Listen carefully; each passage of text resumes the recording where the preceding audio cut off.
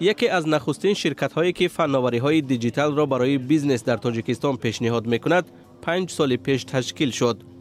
به قول مسئولانش، تاجران در تاجیکستان تنها 2 سال پیش برای پیشنهاد محصولات خود توسط فناوری‌های اطلاعاتی توجه ظاهر کردند. با این هم بسیاری از تاجران تا هنوز نمی‌دانند که در طور جهانی چگونه رفتار کنند. مرحله ابتدایی این بازار الکی گذشت. شرکت‌ها فعالانه از آن استفاده می‌کنند. برای همین می‌توانم گویم که این بازار قفا مانده نیست. تاجیکستان در راه اندازی فناوری‌های مخابراتی تقریباً از همسایه کشورها در منطقه چند سالها عقب مانده است.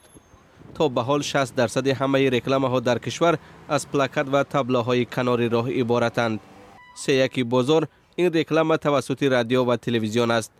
با تبلیغات دیجیتالی همگی 10% بازار راست می آید. معرکه دیجیتال دی که در آن کارشناسان تاجیک و بین المللی شرکت دارند با هدف آموزش صاحبکاران تشکیل شد. آنها به صاحبکاران چگونگی پیشبرد محصولاتشان را توسط اینترنت می آموزانند. خیلی از آدمانی که در این تالار نشستند به استحصال و یا فروش این یا آن خدمات، محصولات و چیزهای دیگر مشغولند، اما آنها فراموش میکنند که این دانش‌ها را به دیگران نیز باید آموخت. اما تضاد در آن است که جوانان که بخش اعظم جامعه را تشکیل می‌دهند از شبکه‌های اجتماعی بیرون نمی‌شوند. با این وجود شرکت‌های محلی خیلی کم به این شبکه‌ها توجه می‌کنند. سازمان‌های بین المللی در تاجیکستان از فناوری‌های رقمی فعالانه استفاده می‌کنند و از این حساب در بازار داخلی صاحبکاران را کنار می‌زنند. امروز شرکت‌های کم از فناوری‌های رقمی استفاده می‌برند. از آنه که ما فعالانه آن را استفاده می‌کنیم به فکرم خیلی برد کردیم. تعداد زیادی جوانان ما را می‌شناسند و ما را می‌دانند.